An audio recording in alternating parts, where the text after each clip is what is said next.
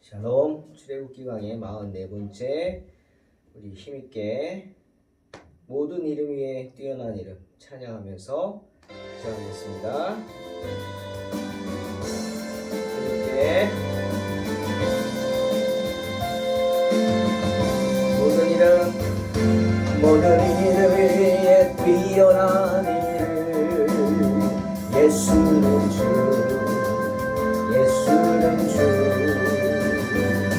모든 무릎 꿇고 경배를 드리세 예수는 만유의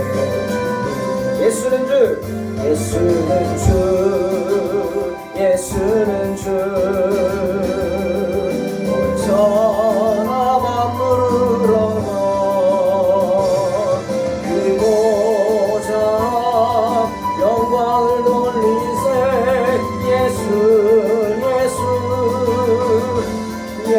예수는 주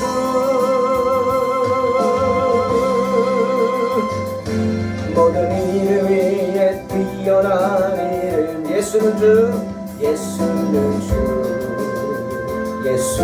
주 모두 무릎 꿇고 경배를 드리세 예수는 만유의 주 할렐루야 예수는 주 온 천하 만물을 얻어 그고자 영광을 돌리세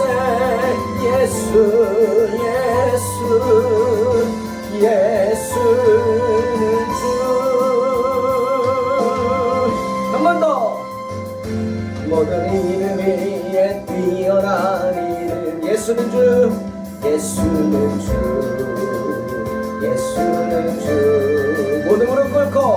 모든 무릎 꿇고 경배를 드리세 예수는 만유의 주 아멘 예수는 주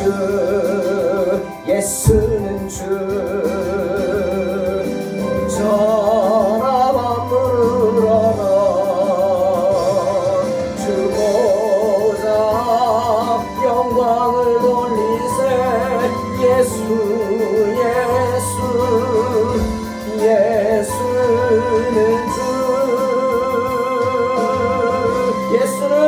예수는 주 할렐루야 예수는 주 온 천하 만물을 얻어 그고자 영광을 돌리세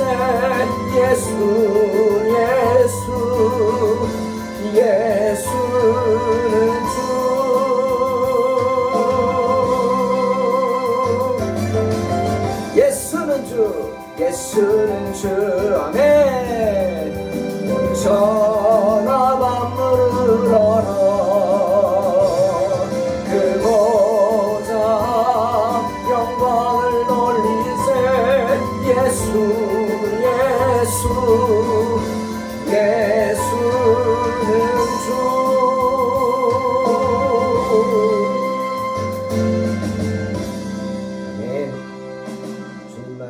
주 주이신 줄로 믿습니다. 출애굽기 12장 43절로 21절 봉독합니다. 여호와께서 모세와 아론에게 이르시되 유월절 규례는 이러하니라. 이방 사람은 먹지 못할 것이나 각 사람이 돈으로 산 종은 할례를 받은 후에 먹을 것이며 거류인과 타국 품꾼은 먹지 못하리라.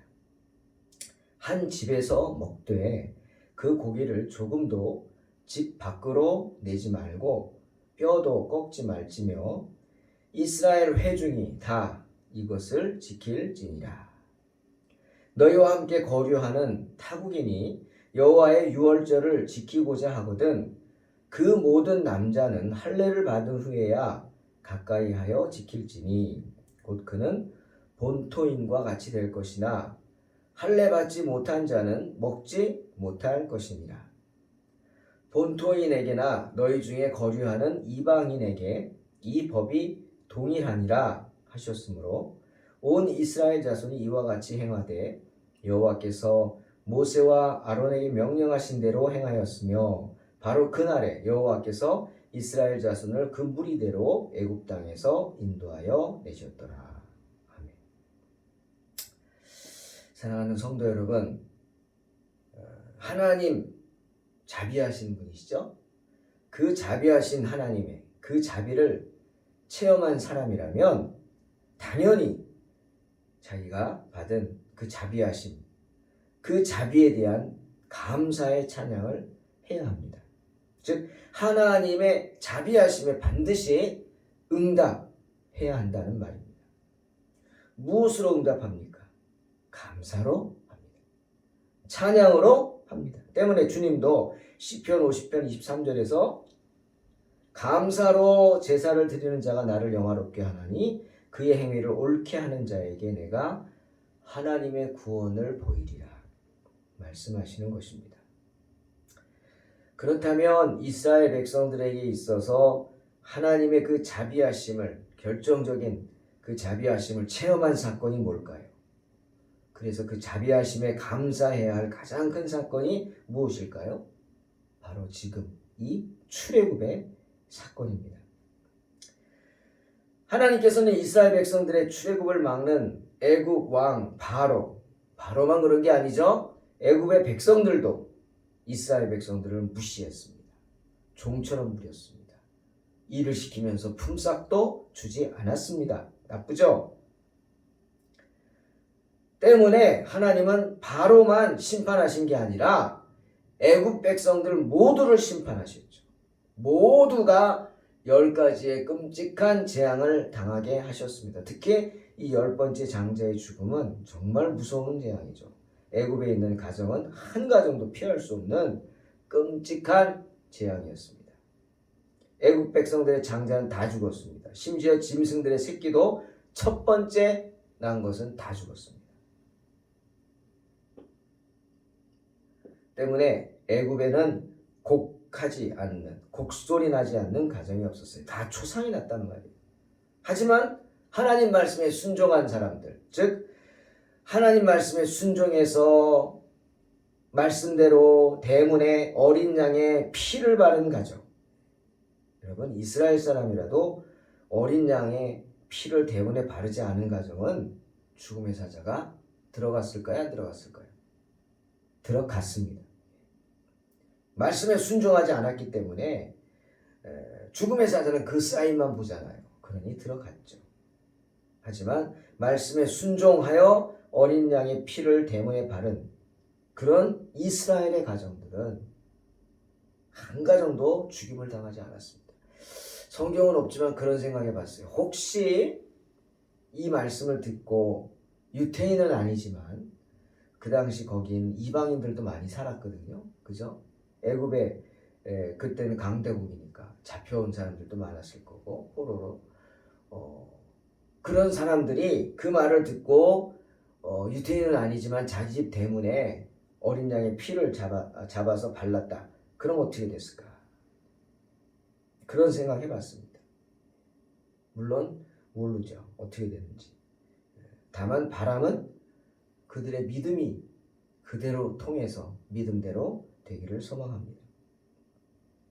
믿음이죠, 믿음.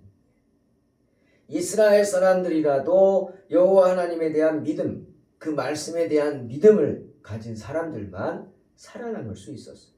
장자의 죽음 일어나지 않았어요. 죽음의 사자가 즉 그 집을 넘어가죠. 6월절입니다. 그것이 그러한 출애굽의 은혜를 마지막 출애굽의 조건이었죠. 그 은혜를 기념하는 절기가 바로 6월절이죠. 그러니 이스라엘 백성들에게 6월절이 어떤 의미일까요?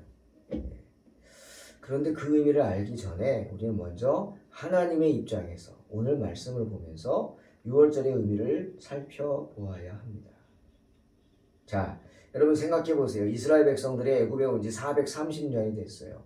430년 만에 하나님의 은혜로 드디어 애굽의 노예 생활을 벗어나게 됩니다. 그런데 쫓겨나는 겁니까?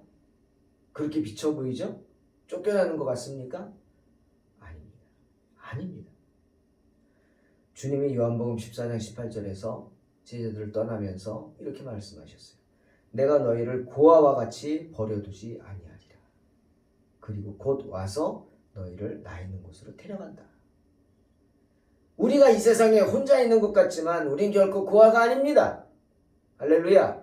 믿으시기 바랍니다. 마치 나는 여기 버려진 것 같이 느껴질다 할지라도 절대로 아닙니다. 하나님은 우리를, 당신의 백성을, 당신의 자녀를 고아와 같이 버려두지 아니하신다. 약속하셨습니다. 아멘. 430년간 노예 생활을 하다시피 한 그 이스라엘 백성들을 하나님은 결코 쫓겨나듯 그리고 빈손으로 쫓아내지 않으셨습니다. 때문에 출애굽기 3장 21절 22절에 뭐라 그랬어요? 내가 애굽 사람으로 이 백성에게 은혜를 입히게 할지라, 즉 애굽 사람들이 너희에게 은혜를 끼치게 한단 말이에요. 베풀어 주게 한단 말이에요. 너희가 나갈 때 빈손으로 가지 아니하리라 말씀하십니다. 때문에 하나님은 이스라엘 백성들에게, 여인들에게 말하죠. 여인들아, 너희 이웃에게, 너희의 이웃, 즉 애굽인들, 그리고 자기 집에 거류하는 여인에게 은폐물, 금폐물, 의복을 구하여 너희 자녀를 꾸미라. 너희가 애굽 사람들의 물품을 취하게 될 것이다. 아마 이스라엘 백성들이 애굽에서 살 때 그 이방 사람들하고 함께 살았던 것 같아요. 집에도 함께 좀 놀라운 생각이죠. 말씀인데 이방인을 꺼려하는 유태인들이 이때는 이방인들하고 같이 살 수밖에 없는 상황이었나 봐요. 자기 집에서 같이 살았어요. 왜 우리가 어저께 그런 얘기 했잖아요. 수많은 잡족이 이스라엘 백성들이 출애굽할 때 따라 나왔죠. 수많은 잡족이란 표현이 성경에 나옵니다. 호남 민족이라는 거죠. 이방인이라는 거죠. 그 사람들 바로 유대인들하고 같이 살았던 사람들이다. 애굽인들뿐 아니라 그런 사람들에게도 물론 따라온 사람도 있지만 안 따라온 사람이 많았겠죠. 구하라는 거예요. 달라고. 갖고 싶은 거 있으면 달라 그래요. 그럼 줄 것이다. 이스라엘 백성들은 애굽에서 430년을 나그네로 살아야 했습니다. 하지만 그렇다고 그들이 거지는 아니죠. 거지처럼 쫓겨나는 거 아닙니다. 때문에 오늘 본문에서 뭐라 그랬어요? 그 출애굽하는 이스라엘 백성들을 보고 주님이 이렇게 말씀하세요. 430년이 끝나는 그날에 여호와의 군대가 다 애굽 땅에서 나왔다. 모세가 분명히 말하잖아요. 하나님의 말씀이에요. 지금 출애굽하는 이스라엘 백성들이 거지 꼴을 하고 나오는 거 아니란 말이죠. 그들은 거지가 아니에요. 뭐라 그랬어요? 여호와의 군대라고 그랬어요. 여호와의 군대. 여러분, 군대가 갑자기 하루아침에 만들어집니까? 아니잖아요. 훈련해야 합니다. 신병훈련. 우리 아이들들 군 입대하면 논사훈련소 막 훈련소 가잖아요. 훈련 받으러. 저도 훈련 받으러 갔죠. 받아야 됩니다. 무슨 훈련? 뭐 지금은 옛날엔 총이 없지만 지금은 총을 쓰잖아요. 총 쓰는 방법, 또 총이 고장나면 고치는 방법, 분해, 조립 다 배워야죠. 싸우다가 총이 안 나가면 어떻게 해요? 나 죽는데. 그러니까 빨리 고쳐야죠. 내가 분해해가지고. 그 분해만 하면 어떻게 해요? 조립을 못하면 못 쓰는데 조립해야죠. 그런 거 배우고 또 유격훈련이라는 것도 하고 각개전투도 하고 뭐 이런 거 막 수류탄 던지는 법도 배우고 화생방도 하고 뭐 하여튼 뭐 구보도 하고 뭐 이런 훈련이 해야 돼. 그래서 군인으로 만들어지는 거 아닙니까? 만들어지는 거죠. 그러니 지금 하나님의 말씀은 이스라엘 백성들이 애굽에서 종살이를 했지만 하나님의 계획 속에는 그게 아니다. 너희를 군대로 훈련시키는 과정이었다 라고 말씀하시는 겁니다. 너희들은 잘 몰랐지. 그래서 신세가 왜 이러냐, 내가 왜 이러냐, 내 꼴이 왜 이러냐, 하나님 원망하고 자기 신세 타령하고 막 세상 사람들처럼 그랬을지 모르지만 아니다. 너희들은 그 순간에도 하나님에 의해 훈련되고 있던 하나님의 군대였다. 분명히 말씀하여요. 그러니 지금이라도 저와 여러분이 여러 가지 상황 가운데 이렇게 시련을 겪고 어려움을 겪고 있다면 꿈을 잃지 말아야죠. 비전을 잃지 말아야죠. 왜? 이것은 훈련 과정입니다. 할렐루야. 마침내 하나님의 군대로 우뚝 서기 위한, 우리 동탄소망교회가 여러 가지 어려움을 겪고 있습니까? 지금 거처 문제 때문에, 처소 문제 때문에 고민하고 있습니까? 하나님의 놀라운 계획이 있을 줄 믿습니다. 그 믿음을 가지고 지금 낙심치 말고 그때를 기다리며 하나하나 우리 자신을 훈련시켜야 돼요. 훈련돼야 돼요. 내가 하나님의 군대로. 하나님은 그렇게 당신의 백성들을 하나님의 군대로 훈련시키셔서 광야로 내보내셨던 것입니다. 그러면서 당부하죠. 뭐라고 그랬어요 오늘? 이 밤을 지키라. 이 밤을 지키라. 이 밤이 어떤 밤입니까? 즉 애굽에서 430년 만에 벗어나는 밤입니다. 애굽에 종살이하다가 하나님의 은혜로 430년 만에 벗어나는 밤입니다. 뭐로써? 거지로서? 아니, 하나님의 군대로서. 때문에 42절 이 밤은 그들을 애굽 땅에서 인도하여 내심으로 말미암아 여호와 앞에 지킬 것이니 이는 여호와의 밤이라. 이스라엘 자손이 다 대대로 지킬 것이니라. 아멘. 여러분, 주님이 대대로 지키라고 하시는 그 여호와의 밤이 무엇입니까? 바로 유월절입니다.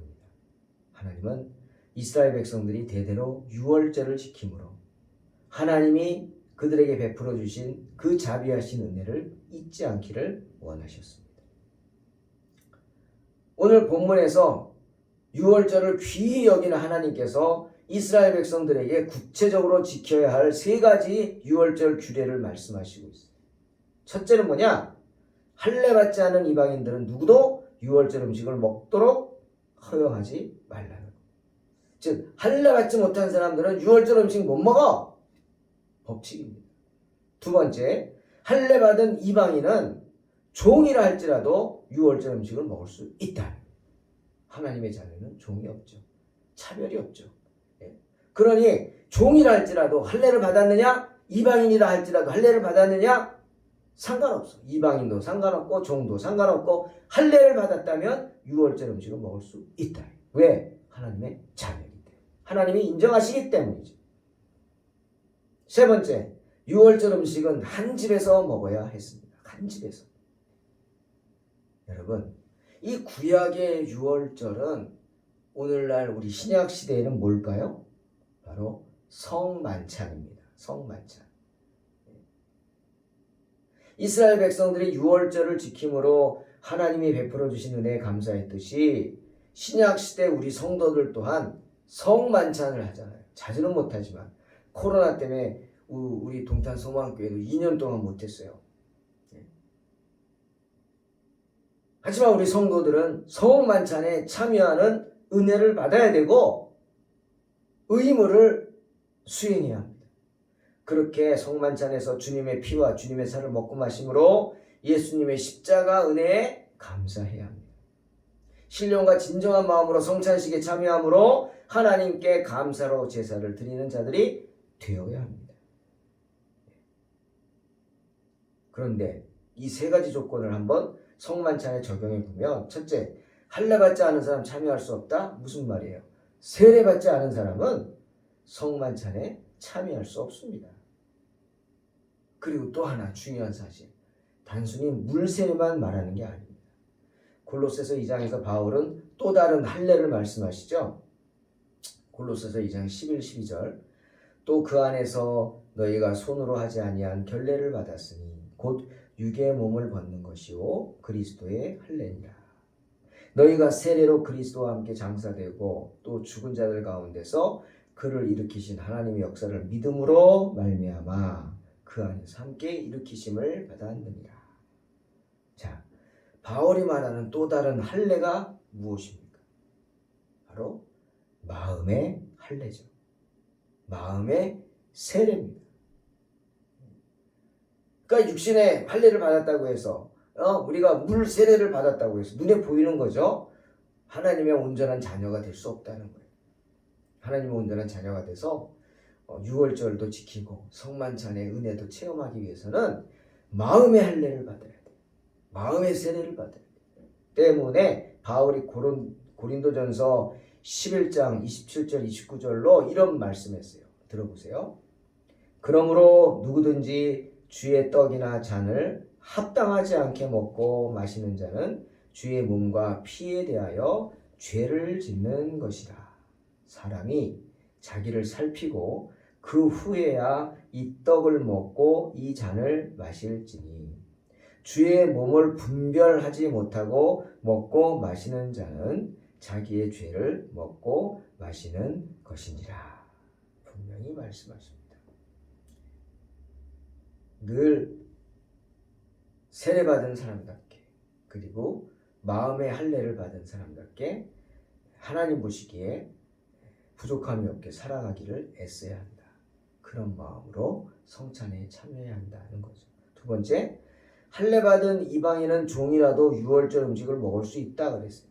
즉 하나님의 백성이 되는 조건입니다. 즉 하나님 자녀의 특권, 그것은 은혜라는 거예요. 믿음이라는 것입니다.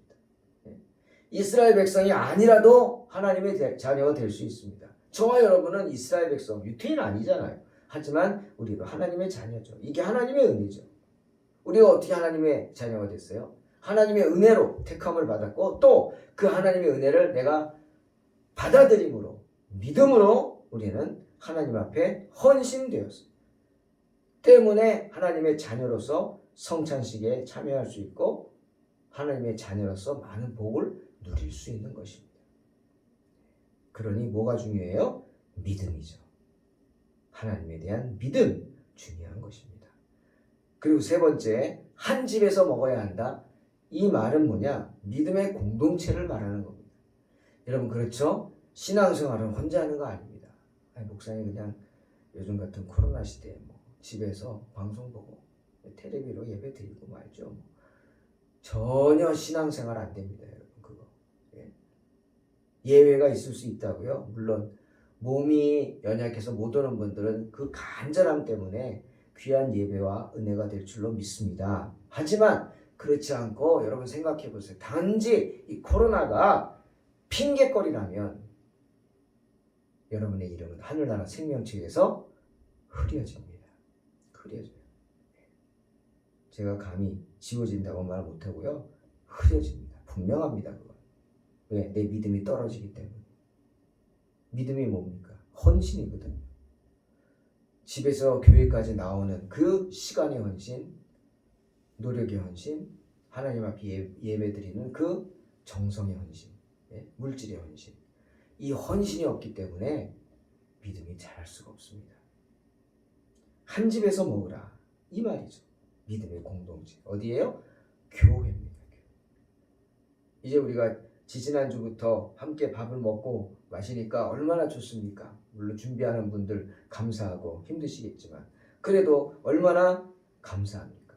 함께 먹고 마시고 이제 더 하나님께서 더 큰 성전 주시면 더 큰 식당과 더 쾌적한 분위기에서 우리가 교제하면서 마음껏 찬양도 할 수 있고 또 오후 찬양 예배도 드릴 수 있는 그날이 속히 올 줄로 믿습니다. 사랑하는 성도 여러분, 6월절은 감사함으로 하나님께 예배 드리는 날입니다. 하나님의 자비하심을 체험한 사람이라면 누구나 그 은혜에 감사하면서 지켜야 하는 절기가 6월절입니다. 그것은 오늘날 주일이고 또 때마다 있는 네 번의 절기, 부활절, 맥주감사절, 추수감사절, 성탄절. 우리 교회는 이 네 가지 절기밖에 개신교회는 큰 행사가 없어요. 부활절, 맥주감사절, 추수감사절, 성탄절. 그러므로 성도라면 신학의 유월절이라 할 수 있는 주님의 만찬, 성찬식. 저는 성찬식을 1년에 6번 정도 했습니다. 그렇게 기도로 준비하고 있는데 물론 6번 못할 때도 있어요. 하지만 부활절 때, 그리고 맥주절 때, 그리고 추수감사절 때 이렇게 3번은 반드시 하고 신년 첫 주에 하고 또 중간에 한 번, 한 5번은 합니다. 뭐 어떤 교회는 매주 성찬식을 하는 데도 있어요. 뭐 그 목사님의 철학이고 그렇게 하겠지만 저는 예전을 전공했지만 그렇게 한 5번 정도 성찬식을 합니다. 여러분, 성찬식은요 정말 우리 성도들이 귀히 여겨야 하는 눈으로 보는 설교입니다. 눈에 보이는 설교가 성찬예식, 성례전이에요. 세례, 눈으로 보이죠? 하나님의 역사. 성찬, 눈으로 보이잖아요. 그러니 성도들은 결코 성찬식을 무시하면 안 돼요. 성찬식 빼먹는다? 여러분, 그 은혜를 안다면 그럴 수 없을걸요. 그 은혜를 모르기에 쉽게 생각하는 성도들이 많아서 정말 목사로서 안타깝습니다. 그 귀한 은혜를, 주님의 피를 마시고 주님의 살을 먹는, 아무 때나 그럴 수 없잖아요. 그 귀한 은혜의 순간을 발로 걷어 차버리는 어리석은 자들입니다. 그러니 그런 귀한 예식을 꼭 지키며 참여할 수 있는 복된 성도들이 되시기를 주님의 이름으로 축원합니다. 기도하겠습니다. 하나님 감사합니다. 언제나 주님의 은혜 가운데 거하게 하시고 주님의 은혜를 묵상하는 복된 성도들이 되게 하여 주시옵소서. 하나님 앞에서 기도하며 나아가며 엎드리기 원하고 주님이 주신 이 유월절, 우리에게 주신 귀한 성찬식을 귀히 여기면서 그 은혜를 사모하는 성도들 되게 하여 주시옵소서. 우리 동탄 소망교회 성례전이 거룩한 예전이 될 수 있게 하시고 온 성도들이 그 성례전을 통해서 살아계신 주님의 은혜를 체험하는 복된 시간들 허락하여 주시옵소서. 예수님의 이름으로 기도하옵나이다. 아멘. 믿음으로 승리하시기 바랍니다. 모든 이름 위에 뛰어난 이름 예수는 주, 예수는 주. 모든 무릎 꿇고 경배를 드리세 예수는 만유의 주님.